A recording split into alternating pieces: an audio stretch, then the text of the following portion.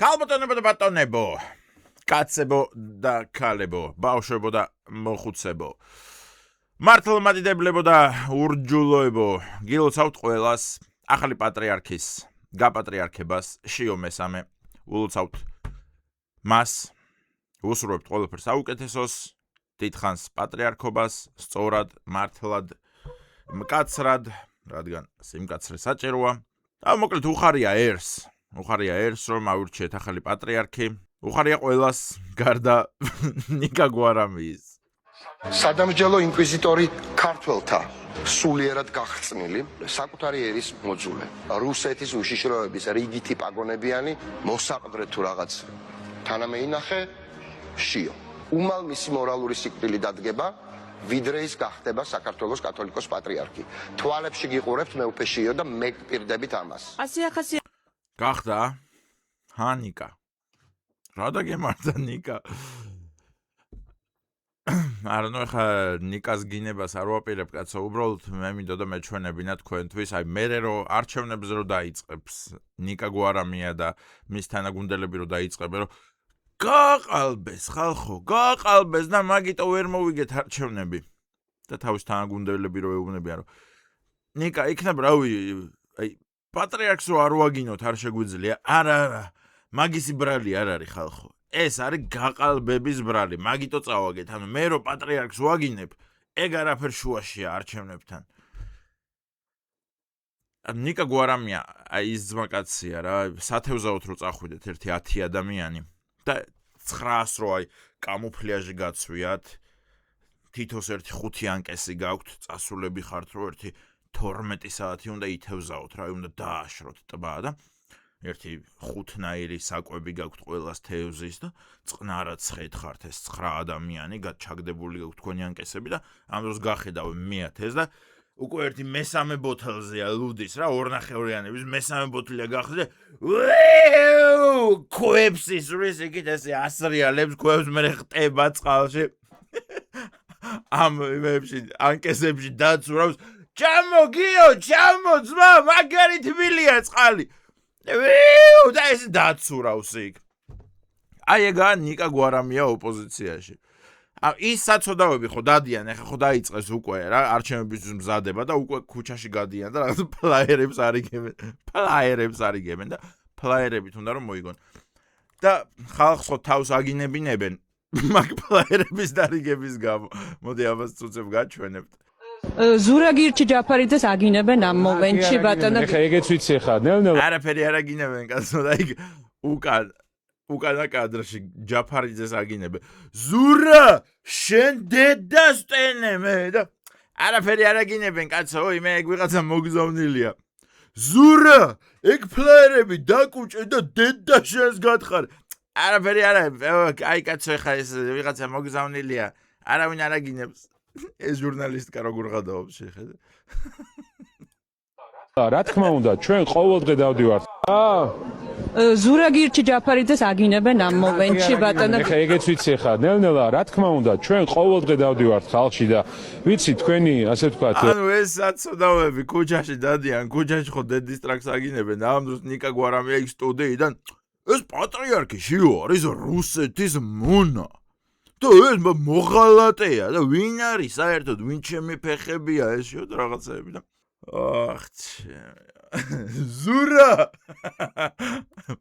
გირჩები შევტენე დედაშენს.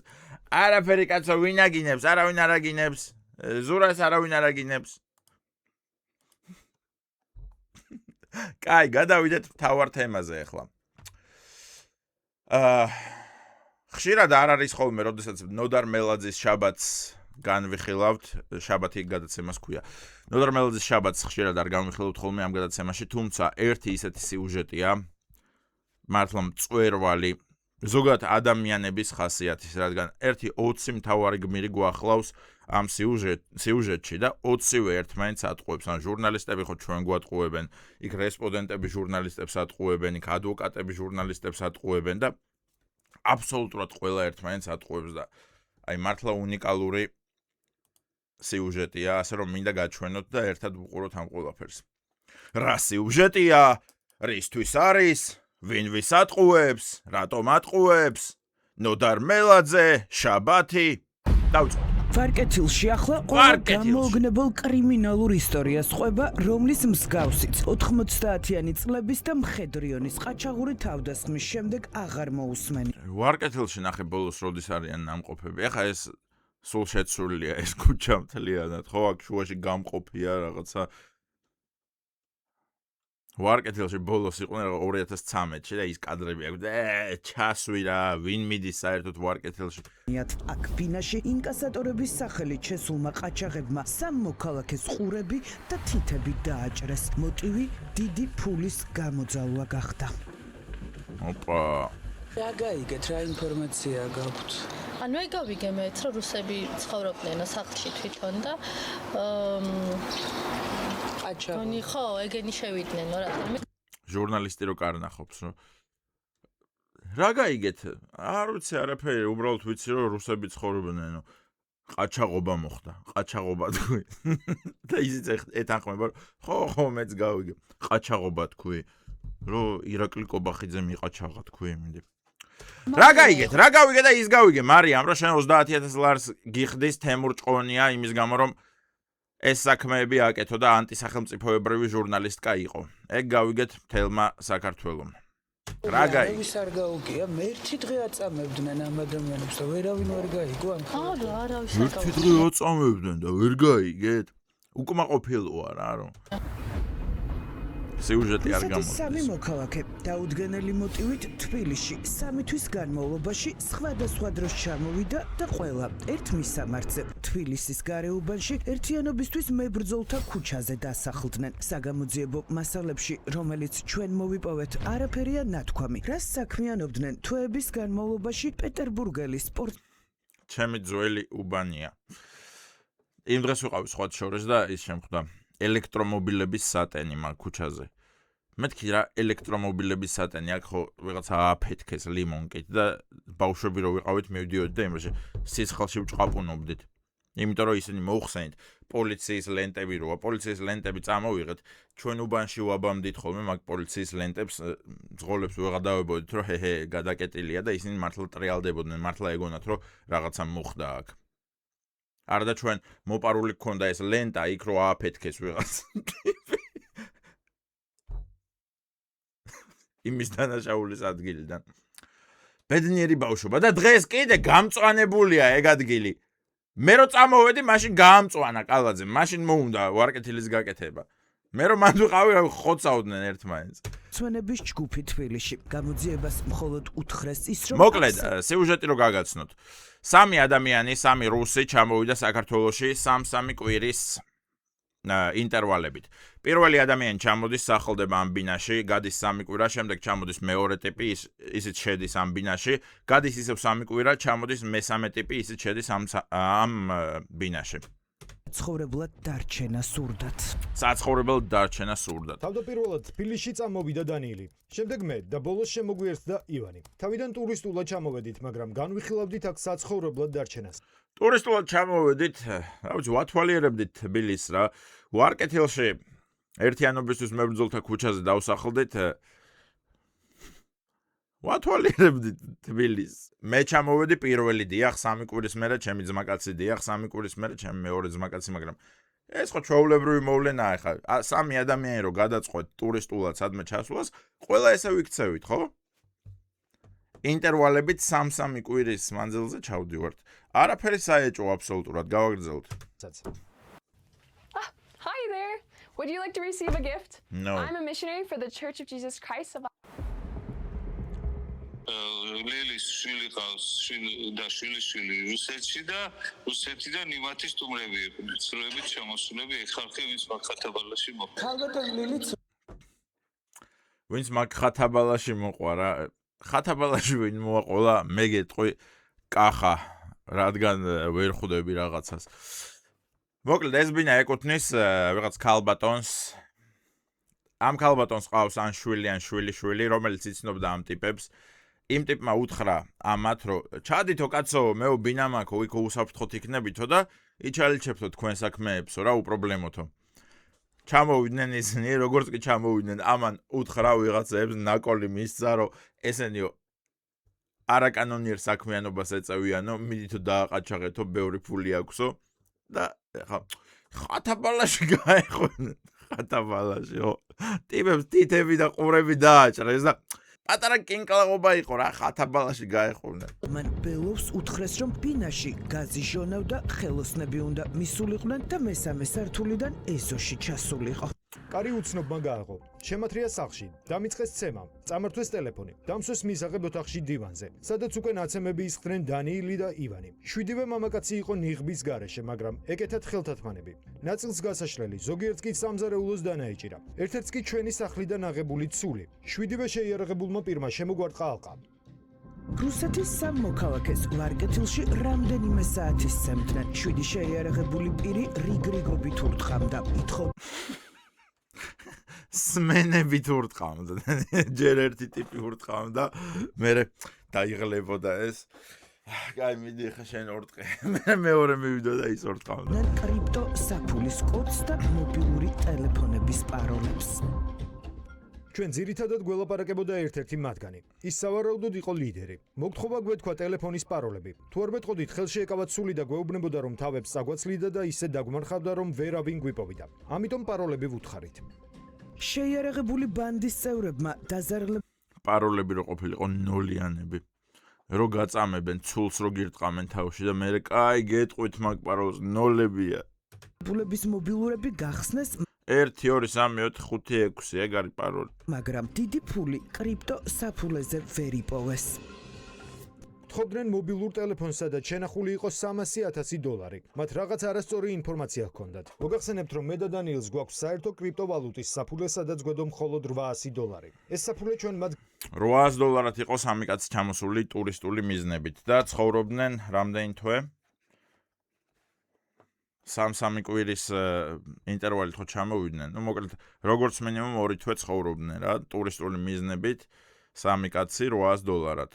გავუხსენით, თანხაც გადარიცხეს, მაგრამ სად არ ვიცი. თუმცა ისინი მაინც ეძებდნენ დიდ ფულს კრიპტოვალუტაში. როდესაც ტელეფონი ვერ მივეცით, სადაც მათი თქმით დიდი ფული ინახებოდა, სულით შეიარაღებული პირი მომიახლოვდა და გამიჭრა მარჯვენა ყური. მეორე მამაკაცმა კი დანა მარცხენა ყურზე დამადო და ყურის მოჭრა დამიწყო. წამომივიდა სისხლი. ამ დროს მომიახლოვდა კიდევ ერთი წვერიანი პირი, რომელსაც ჩემი ყური ეჭირა განზე. მეორემ კი გაჭრა გააგზელა. დავიწყე ყვირილი. თავდამსხმელები ითხოვდნენ მობილურს, სადაც უნდა ყოფილიყო ფული კრიპტოვალუტაში. ვეუბნებოდი, რომ არ მქონდა ასეთი ტელეფონი, რის შემდეგაც გააგზელეს მეორე ყურის გაჭრაც. რადგან წამების ამ ფორმით თავდამსხმელებმა შედეგი ვერ მიიღეს, მათი სამიზნე უკვე დანიილ ილმიშაევიც გახდა, რომელსაც თითის მოჭრით ემუქრებოდნენ. ყური მოაჭრეს დანიილსაც. ასევე მას დაზიანებები მიაყენეს ხელის საჩვენებელ თითზეც, საიდანაც წამოუვიდა დიდი ოდენობით სისხლი. ამაზე გაბრაზდა ივანი და დაიწყო ყვირილი. პასუხად კი ბანდის ლიდერმა მას კეფაში ჩაარტყა შუშის ლარნაკი, რომელიც გატყდა. ამაზე გაბრაზდა ივანი. თუმცა ივანის გაბრაზებამ დიდი ხანი ვერ გასტანა, რადგან მას თავში ხეთქეს შუშის ლარნაკი. ივანს წამოუვიდა სისხლი. ბინა, სადაც ეს უმძიმესი ფაქტი მოხდა, კორპუსის მესამე სართულზე უმძიმესი ფაქტი. ყვებიან. არა, მეგობრებო, არ არის უმძიმესი ფაქტი.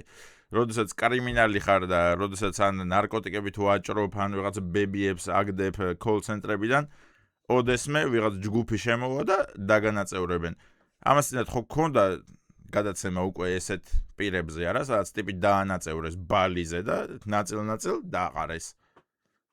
რა მოხდა ეხა? ტრაგედია რამე არა. მაგის გოგო გაჩვენოთ. ეს ჩემი წინა ვიდეო, ვისაც გაქვთ ნანახი, მაგ ტიპის გოგო გაჩვენოთ. აი ბოლო ვიდეო ვნახოთ, როდის დადო. აი 4 საათის წინ აქვს დადებული ვიდეო. У мене є дуже багато активів. Я живу в супер აი ამის შეყვარებული დაანაწევრეს და მიმოფანტეს ნაწილები. სადღაც ხელი დააგდეს, სადღაც ფეხები დააგდეს, სადღაც თავი დააგდეს. იმის გამო რომ ამის შეყვარებული ბებიებს ფულებს ახევდა კოლ ცენტრებით. ეს გოგო აგრძელებს ცხოვრებას, ასე რომ მეგობრებო, ნუ ვაჭრობთ ნარკოტიკებით, ნუ აგდებთ ბებიებს. კაი გოგოშკაა ისე, ხوار მივწეროთ გასაცნობად. გავიგე რომ შენ შეყვარებული დაანაწევრეს და ახალი არ გჭირდება. ხელებიც მაქვს, ფეხებიც მაქვს, ყურებიც, თითებიც. რომ წამება მთელი ღამის განმავლობაში გაგრძელდა. იყო ყვირილი და დაპირისპირებაც, მაგრამ რატომღაც ვერავინ ვერაფერი გაიგო და ვერც საეჭვო შეამჩნია. მაურიც ვერავინ ვერ გაიგო. იცით რა, ერთადერთი მე მაღლა ცხოვრობ მაგოჯახის ზემოთ. ერთადერთი იმ დღეს რაც უცნაური შევამჩნე იყო ძალიან მკვეთრი სიგარეტის სუნი ამოდიოდა. ეტყობა ბევრი ეწეოდა, ეგ მერე მივხვდი. ტიპებს ქვემოთ, თითებს აჭრან და ყურებს აჭრან. არაფერი გაუგია კაც. ეხლა ყვირილი კი მესმოდა. მაგრამ ეხლა მე და ჩემი ცოლი ვიყავით ეგ რაღაცა კინოს ვუყურებდით, დაღლილი მოვედი სამსახურიდან და ჩემი ცოლი ისე კი მეკითხებოდა რომ ეს რაღაცა ყვირილები მესმისო რომ მიშველი თითებს მაჭრიან, მაგრამ მეთქი ხრა უყოთ რა. სიგარეტის სუნი კი გვაწუხებდა. მაგრამ ეხლა მე თბილისელი კაცი ვარ და სიგარეტის გამო მეზობელს ეხლა პოლიციაში ხوار ვუჩივლებ, არა ეწევა კაცი რა. ყვირილი კი გვესმოდა კაცო, მაგრამ Breaking Bad-ს უყურებდით რა. ვოლტერი მაგარი კაცია, ვოლტერი მაგარი ჭკვიანი კაცია. ის ნახე როგორ მოიპარა ვაგონიდან მეთამფეტამინის ინგრედიენტი. კი, მაგრამ ყვირილი არ გესმოდა. და ქვემოთი ვიშველეთ თითებს გვაჭრია, ყურებს გვაჭრია. არა ხა მე და ჩემი ცოლი წყნარი ხალხი ვართ რა. სიგარეტის სუნი გვაწუხებს, ფანჯარა გავაღეთ, გავანიავეთ და ეგა. რო გავიგე თუ რაღაცა მოხდა და მე დაუკავშირე ეგ ყველაფერი ერთმანეთს და რო გავიგეთ რომ რაღაცა მოხდა და მე დაუკავშირეთ რომ ანუ გოში რო ყვირილები გვესმოდა რომ თითებს მაჭრიან და რამე თურმე ჩვენ ქვემოთ ხდებოდა. მეუღლე პასუხობს. რას ვიზამთ? დღეს რას უყუროთ? დღეს მენტალისტს. კი ბატონო. მას საერთოდ არ გამიგია. თითქმის 12 საათიანი წამების შემდეგ, როდესაც მობილურებში თავდამსხმელებმა კრიპტოვალუტის ანგარიშები ვერ იპოვეს ადგილზე, დანაშაულებრივი ბანდის წევრებმა რუსეთის მოქალაქეების მტკიცებით IT სპეციალისტი მიიყვანეს. შაბათის ეთერის ინფორმაციით, პირი, რომელიც დანაშაულის ადგილზე სპეცმოწყობილობით მივიდა, შოთა გაგლოშვილია. და მოიცა ერთწამი სახელს და გვარს რატო ვამბობთ? უდანაშაულობის პრეზუმფცია სად არის ქალბატონო მარიამ, ჰა? იქნება არც IT-შნიკია, იქნება არც არის დამნაშავე, იქნება არც უმტკიცდება დანაშაული. სახეს რატო ვაჩენთ ტიპისას და სახელს და გვარს რატო ვწერთ? არ ვიცი. 33 წლის შოთა გაგლოშვილი 3 დღის წინ დააკავეს. ის სოფელ ბერბუკიდან არის და ადვოკატის განცხადებით დანაშაულს არ აღიარებს. უფლებადამცველი გვარწმუნებს, რომ IT ტექნოლოგიებთან გაგლოშვილს შეხება არასდროს ჰქონია და ის ციხეში სრულ ჩვენებებით გაუშვეს. აბსურდული, გაოცებული, გაკურებული დავსდანაშაული თანასწორს. არ ყოფილა ვარკეთილში იმ სახლში? ხონდა როგორც იდახს.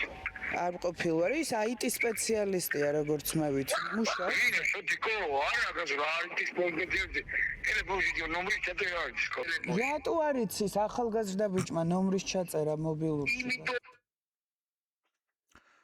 არა კაცო რა IT სპეციალისტი შოტიკომ ტელეფონში ნომრის ჩაწერა არის. შოტიკო დებილია, დებილი. ვინა ამან შოტიკომ იცის IT? არა კაცო იმ დღეს უთხარი რომ შოტიკო მიდი კვერცხი შეიწვით ხო და ყვერებზე იკიდებდა სანთებელით ცეცხლსა. დებილია, იმბეცილია. ფუ, შოტიკომ რა უნდა იცოდეს? ტელეფონში ნომერს ვერ იწერს. და იქ შოტიკო ბატონო ადვოკატო, დიდი მადლობა რომ მიცავთ, მაგრამ ლადეგრე ნუ მაბანძებთ რა. ვინა შოტიკო არის კაცო IT სპეციალისტი. რა IT სპეციალისტი იმ დღეს გოგო აძლევდა ნომერს და მიდიო ჩაიწერეო ჩემი ნომერიო და პასტა ამოიღო ხელზე იწერდა. შოტიკო დებილია. არაფერი არ იცის შოტიკომ. მე მაგალითად არ ვიცი. ბაზარალებულები ახ ნომრის ჩაწერა მობილურში. იმიტომ რომ მე მაგალითად არ ვიცი. ბაზარალებულები რატო არ იცის 33 წლის ბიჭმა ნომრის ჩაწერაო და იმიტომ რომ მე მაგალითად არ ვიცი და ეგეთი ადვოკატი რო გიცავს. რო ეუბნები რომ დიდი მადლობა ბატონო ადვოკატო რომ მიცავთ. ჩაიწერთ ჩემ ნომერს რომ შემეხვიანოთ რამე სიახლეები რო იქნება. ჰო, ჩავიწერ ნომერს. აბა მიდი ერთი ჩამიწერე. მაგდროს რო ხვდები, რომ პარკინგის ჯარიმაზე რო გედავებოდნენ, სამუდამოდ გაგიშვებენ, იმიტომ რომ ეგეთი ადვოკატი ყავს, რომელმაც ნომრის ჩაწერა არ იცის. ხო, მე მაგალითად არ ვიცი ნომრის ჩაწერა, შოთიკომაც არ იცის ნომრის ჩაწერა, არაფერი არ ვიცით საერთოდ. დებილები ვარ, დებილები. ადვოკატი როგორ გავხდი, ეგეც კი არ ვიცი. აღწერენ ამ ბიჭს დეტალურად. იმ დღეს სად იყო? იმ დღეს სად იყო? არ ვიცი, არაფერი არ ვიცი მე. არც ნომრის ჩაწერა ვიცი. იმ დღეს სად იყო ჩემი დაცვის ქვეშ მყოფი, ისიც არ ვიცი. გუში რა ვჭამე, ისიც არ ვიცი. ცოლად ვიმყავს, ისიც არ ვიცი. სახლში მივდივარ ხოლმე, ხან ვიღაცა, არ ვიცი. ჩემი ოჯახია, არ ვიცი. რამდენი წლის ვარ, არ ვიცი. ეხა როგორ მირეკავთ, არ ვიცი. სად ხართ? ჰა? როგორ მელაპარაკები? აქ ხარ? ოთახის ეკით დგა ხარ? ჰა? როგორ მესმის თქვენი ხმა? არ ვიცი. არაფერი არ ვიცი. პროგრამისტმა მოიტანა სპეციალური მოწყობილობა, რომელსაც ტელეფონს უერთებდა, თან პერიოდულად გვეკითხებოდა პაროლებს.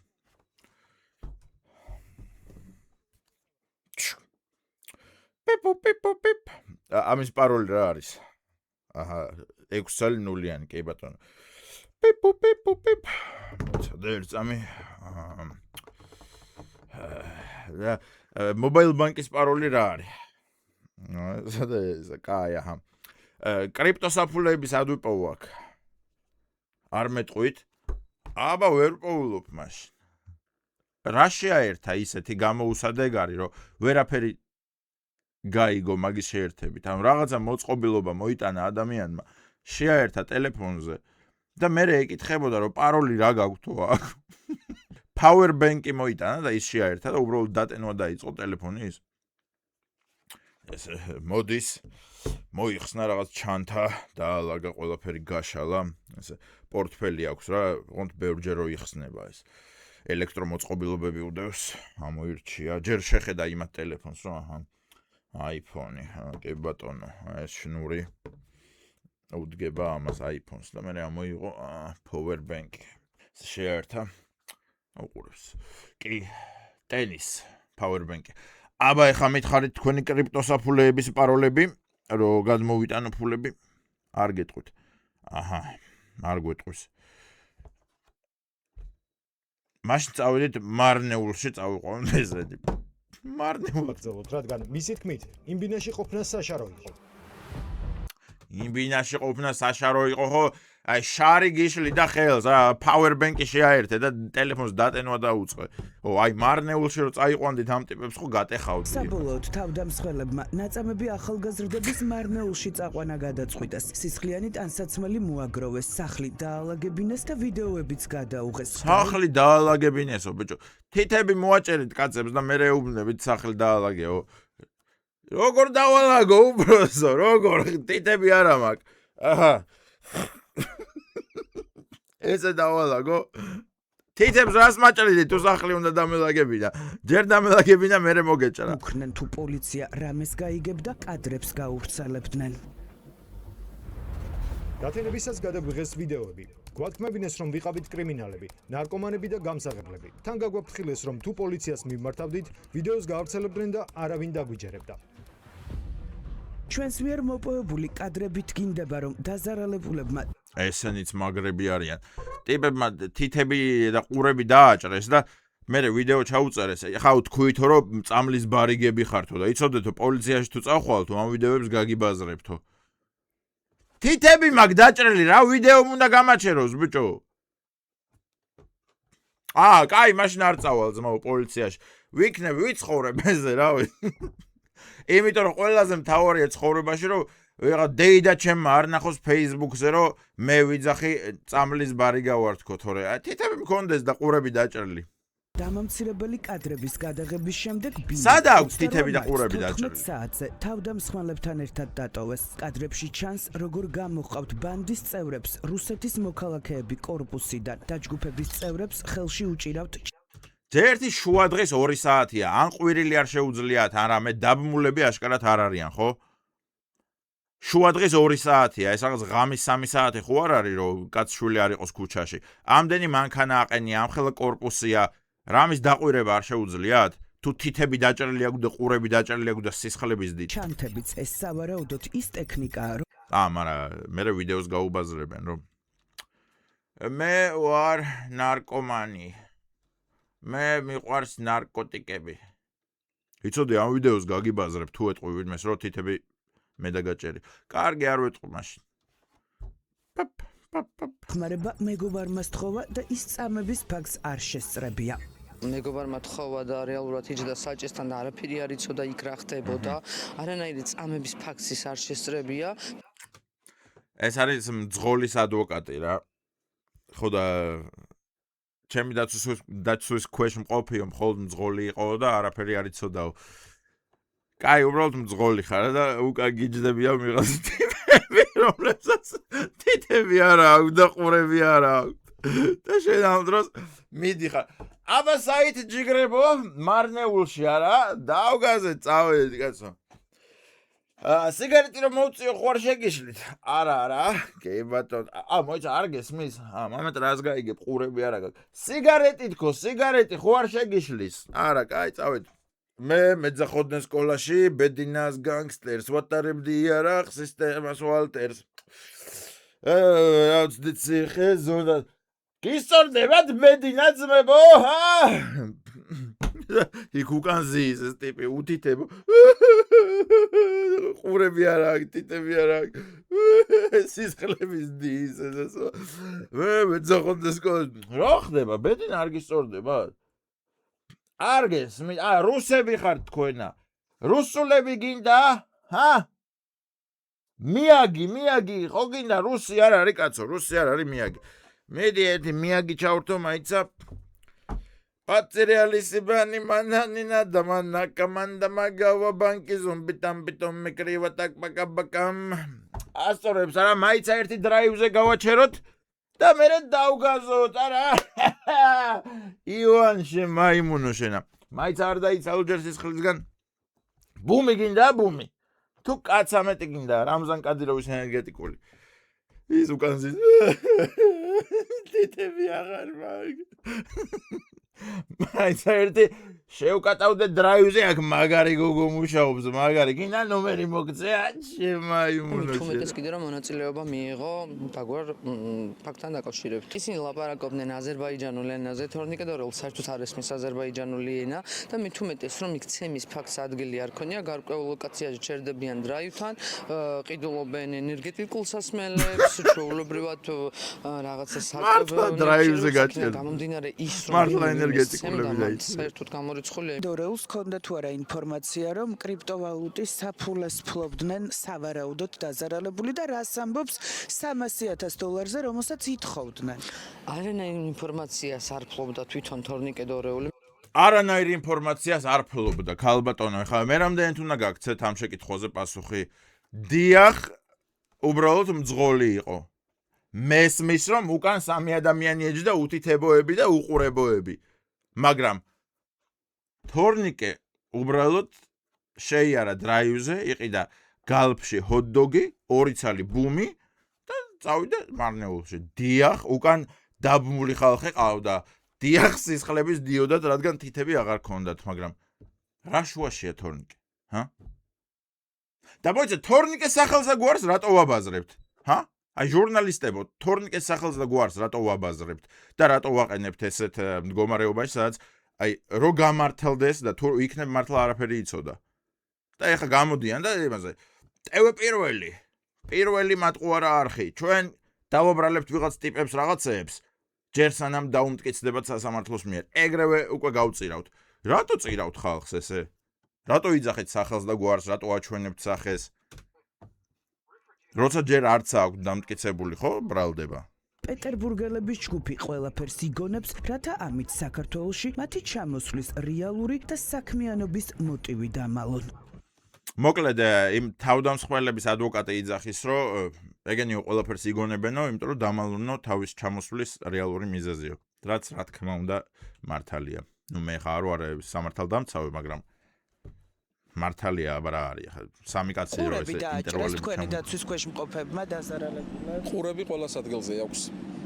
დაზიანებები ყურზე? ყველა სმენადობა თავისი აქვს. შესაბამისად, ყურზე ჩემ დაცვის ქვეშ ყოფ აღმოჩნდა რომ ყურები ყოველას ადგილზე აქვს მეგობრებო. თითებიც ყოველას ადგილზე აქვს. ყველა კიდური ყოველას ადგილზე აქვს, ასე რომ TV პირველის სათაური წავიკითხოთ თავიდან. კრიპტოსაფულის გამო ახალგაზრდებს ყურები და თითები დააჭრეს. აღმოჩნდა რომ არც ყურები დაუჭრიათ, არც თითები დაუჭრიათ. ასე რომ დაწყნარდით ერთ-ერთმა კრიმინალურმა დაჯგუფებამ უბრალოდ სცემა და კი ბატონო ყურები გაუჭრა, შეიძლება თითებიც გაუჭრა მეორე კრიმინალურ დაჯგუფებას. ნორმალურმა ხალხმა რა ვქნათ? არაფერი, უბრალოდ უნდა დავიკიდოთ რადგან. დიახ, ყოველთვის ესე ხდებოდა, ყოველთვის ესე მოხდება. იმიტომ რომ როდესაც კრიმინალს აზიანებ, ვიღაც ბარიგას და ასე შემდეგ ის ვერ დარეკავს, პოლიციაში ვერ მოყვება სიმართლეს. რადგან მე თავის თავს იშარავს. ასე რომ მარტივია მათი დაყაჩაღებაც, მათი წამებაც, მათგან ფულის წართმევაც. ვისკენ ვარ ჩვენ? ვერ ვიტყვით ხმამაღლა. რადგან შეიძლება ბრალი დაუმტკიცდეთ და მე დამნაშავეების მხარეს ხوار ვიქნებით ჩვენ. არა, ჩვენ ყოველთვის ვართ სამართლიანობის და კანონის მხარეს, ასე რომ ვერ გეტყვით ვისკენ ვართ, მაგრამ რა თქმა უნდა ვხვდებით. მამეთ არავისკენ არ ვართ, კაცო, ხა ორივე დაჯგუფება რა თქმა უნდა კრიმინალები არიან. უბრალოდ ეგ არის რა. თქვენ გული ნუ შეგტკივათ, ცხოვრება გრძელდება. კოცეთ მიყვარხართ. ფულების ჩარიცხვა ვისაც გნებავთ, ქვემოთ იქნება მითითებული აღწერაში ლინკი. გადაბრძანდით, ჩარიცხეთ. მადლობა გეტყვით. ნახვამდის.